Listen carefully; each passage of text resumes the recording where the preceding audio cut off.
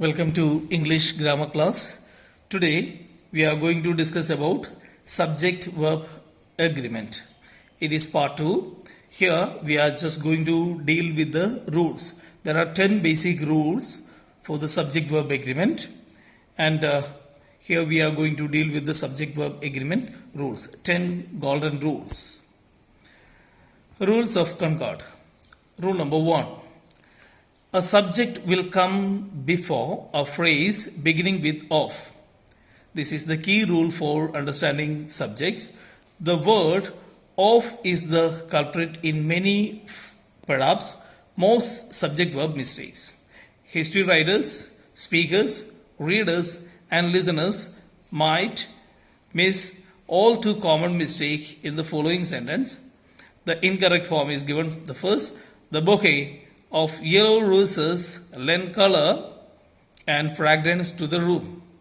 The correct form, a bouquet of yellow roses lends, because the first part is that, the first part of the subject is started with a, the article, so that is to be considered with a single unit.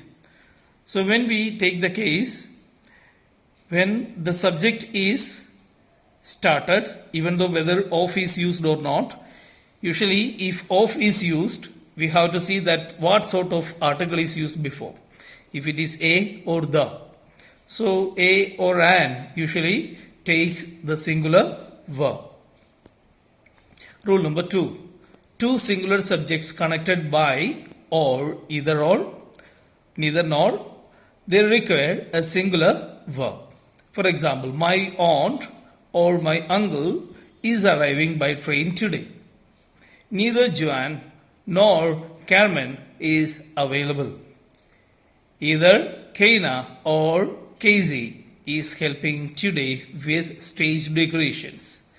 In these three sentences, you can see that the first subject as well as the second subject, both of them are singular subjects. So the subject that is closer to the verb is to be considered. So when we take the sentence, my aunt, my uncle, so the second subject is my uncle. Consider the second subject. It is the simple way when you use either or neither nor. You have to avoid the mistake. Okay, the next one, the verb is the verb in an or, either or neither nor.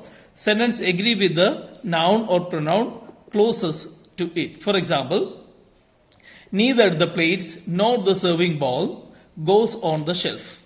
There you can see the serving bowl is singular, so that's why the verb is also singular. The verb goes is singular. The second one, neither the serving bowl nor the plates. The plates is plural, so the verb also has been changed to plural form go. Next one, this rule can lead to bumps in the roads. For example, if I is one of the two or more subjects, it could lead to this odd sentences. The awkward form is given as well as the correct form is also given. You can see, neither she, my friends, nor I am going to the festival. It is syntactically right to use am, going, because I is the closer subject. Then, if possible, we can just rearrange the same, but grammatically it is right, we can say, but an awkward feeling is usually created. So we can just avoid that the feeling.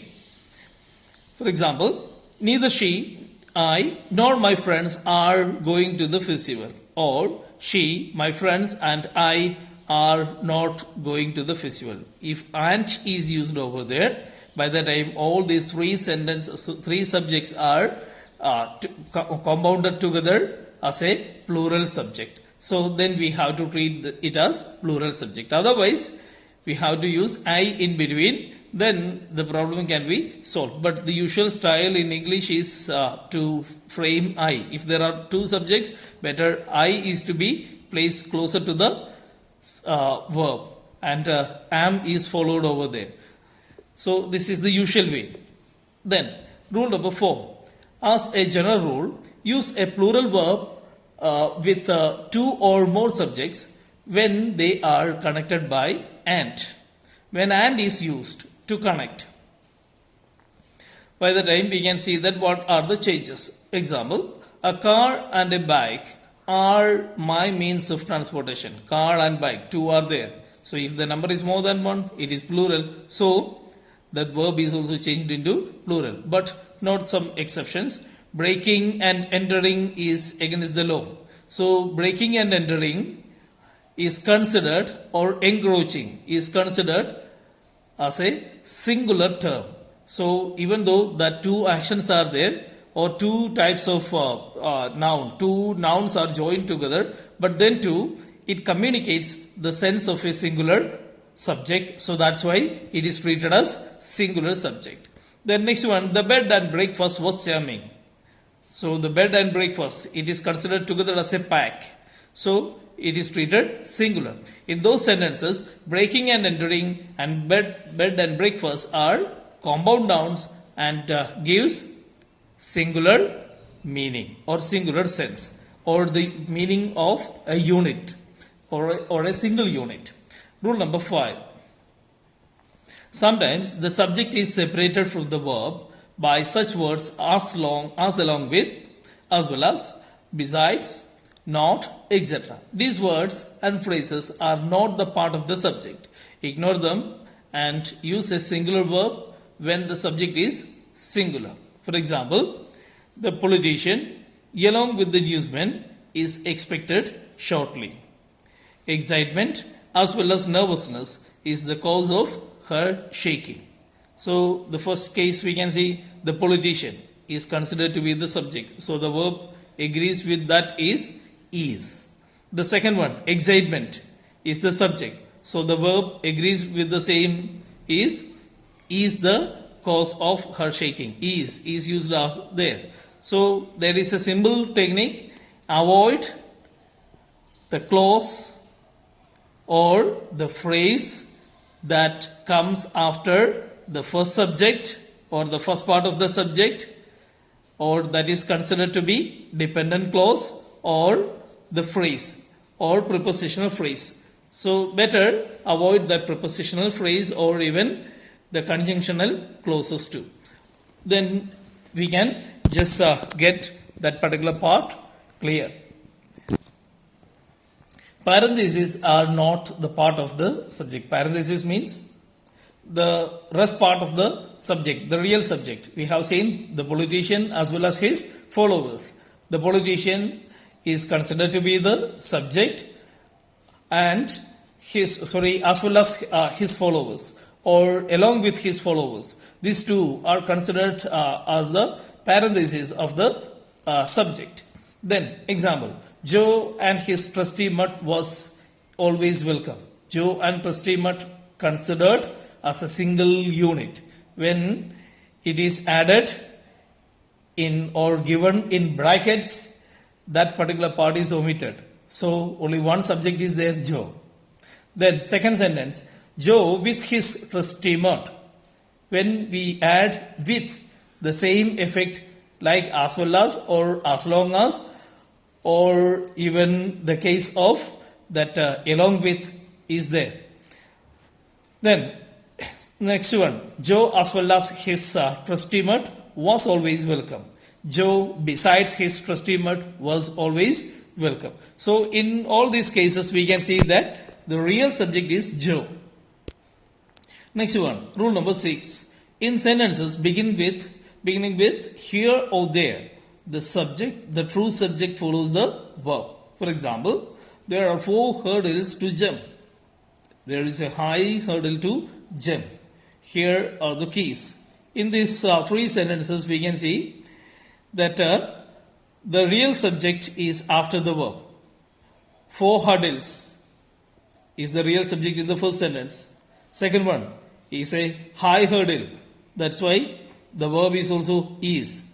Here are the keys. The keys is plural subject, so the verb is also used plural. So when we use there or here, they are called as dummy subject. They take the place of the subject, but actually they are not subject. They function in the place of subject, but they are not functioning as the subject, or they are not the real subjects. So the real subjects comes after the verb. So there we can usually see that, suppose fill in the blanks, it is given there dash 4 hurdles to jump. So what should be the verb? Are, because 4 hurdles is considered to be the subject, and that's why it is plural, so we have to use are as the verb. Then there dash a high hurdle, a high hurdle, a high hurdle, the verb is singular because a high hurdle is singular, that is the real subject. Next one, rule number 7. When we use a singular verb with distance, periods of time, sums of money, etc., when they are considered as a single unit. For example, 3 miles is too far to walk. 5 years is the maximum sentence for that offense. $10 is a high price to pay. $10, that is $10 bills, were scattered on the floor. Let's analyze the sentences. The first 3, there we can see that 3 miles, 5 years, $10. 3 miles is considered as a unit of distance. Then 5 years is considered as a unit of time. $10 is considered as a unit of exchange. So the first 3 are considered singular, but the last one, $10, even though we feel that it is a singular unit, but at the same time, $10 is equal to $10 bills or 10 bills. Okay, so $10 bills considered plural. The other 3 are considered singular because they, even though they appear in plural form or plural feeling, but at the same time they are really considered or treated as singular. Next one, rule number 8. With the words that indicate portions, example, a lot, a majority, some, all, rule number 1 given earlier in this section is reversed, and we are guided by the noun after of. If the noun after of is singular, use a singular verb, and if it is plural, use a plural verb. For example, a lot of the pie has disappeared. So a single pie is there, and the sum of this particular portion or a lot of the portions of this particular pie has been lost. There we can see that a lot considers about a particular portion of a particular item. Then second one, a lot of the pies have disappeared. A lot of the pies. So there were many pies. Out of that, some of the pies are disappeared. So they have disappeared means that it is not 1 or 2. Sorry, it is not 1. It is more than 1. Then a third of the city is unemployed. City is a portion of the city. That is the use. Fourth one, a third of the people are unemployed. Third of the people means people itself is considered as the plural form. So that's why we can see that third of the people means it is more than 1. So it is treated as plural. All of the pie is gone. All of the pie means the entire pie. So a single pie is treated or single pie is said. All of the pies are gone. So it is more than 1. Seventh one, some of the pie is missing. A portion of the pie, as we have seen the example number 1. Then some of the pies are missing. So some of the pies means there were many pies and out of that some. Okay, so this is the case. None is a singular subject when it is used alone. Then when it is used with a prepositional phrase starting with of, the subject can be both plural and singular. If it is none of the plus singular or plural form, accordingly we have to use the plural or singular verb form. For example, none of the money has been used. None of the money. The money that was given by you, or the money that is considered as a single unit given by you or taken by me from the bank or something like that. So that entire proportion is taken. None of the money. That means some of the money or even any of the money. In all these cases, we can see that that is used as singular instance. But if we take that, none of the teacher wants failure of the students. None of the teacher. Okay. So, not any teacher. That's what is the meaning. None of the students want to fail. Then, here we can see that none of the teacher wants and none of the students want to fail. What is the difference between this one? None of the students means it is considered with the unit of, students. Students itself is a plural form. So, that's why there none is also to be treated as plural in the sense. Then next one we can see that none of the bottles are clean. Then when no plus plural noun is added, their plural verb is taken. No men are hungry now. Men itself is plural, so that's why the verb is also to be treated as plural. Then rule number 9. With collective nouns such as group, jury, family, audience, population, the verb might be singular or plural depending on the writer's intent. For example, all of my family has arrived or have arrived.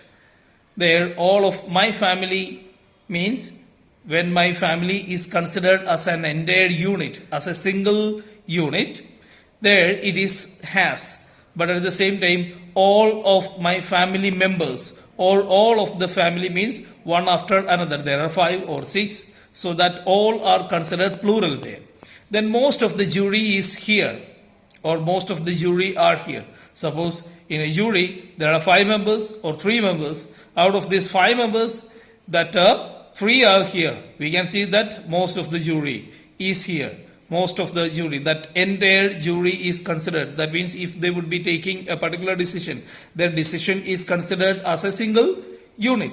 So in that sense, the first part is used. If it is there, are there. Suppose the jury has been divided into 2 on a particular verdict.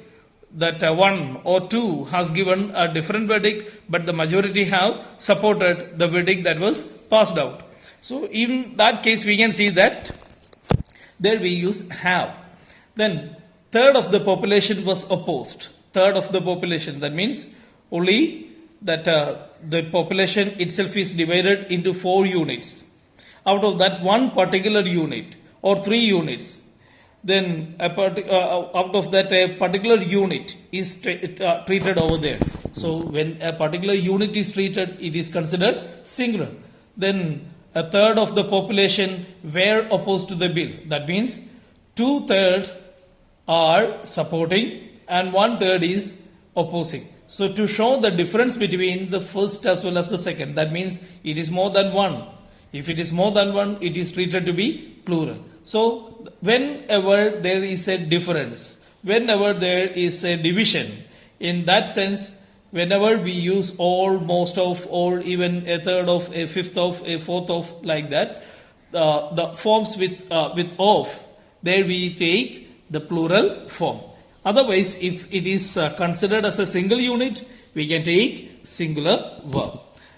Then, anyone who uses a plural verb with collective noun must take care to be accurate and to be consistent. It must not be done carelessly. The following is a sort of flawed example that is usually heard these days. Example, the staff is deciding how they want to vote. That means the entire unit is taken over here.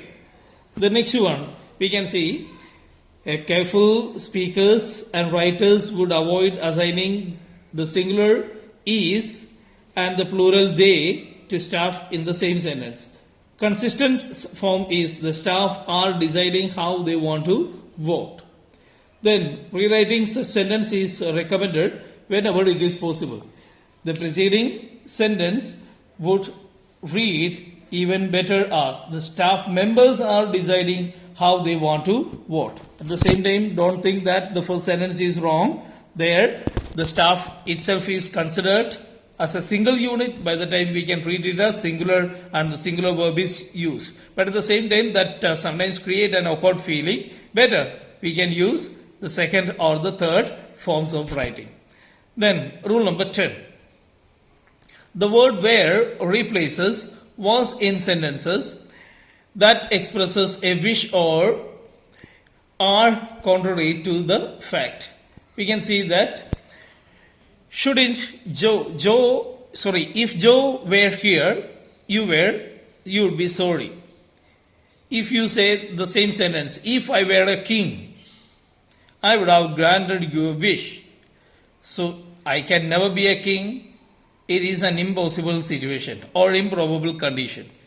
We can see that when we talk about an impossible situation, usually we use where, because that it is not usually proper to say I were a king or I am a king or I was a king, because that can never be possible. So that's why it is treated to be used or it is better to use where. Then the sentence demonstrates the subjunctive mood, which is used to express things that are hypothetical, wishful, imaginary, or factually contradictory. The subjective mood pairs singular subjects with what we usually think of as plural verbs. For example, I wish it were Friday. Then she requested that he raise his hand. So the second sentence is somewhat possible. She requested that he raise his hand. But at the same time, for the first one, I wish it were Friday, because Friday is gone and now it is Saturday or Sunday or even Monday. So I have to just wait for the next Friday. When we just talk about something impossible, something not possible to happen, there we use the form where with the subjects. In the first example, a visual statement and not a fact being expressed, therefore, where, which we usually think of the plural verb, is used with the singular it. Technically, it is with the singular subject of the object clause in the subjective mood, it were Friday.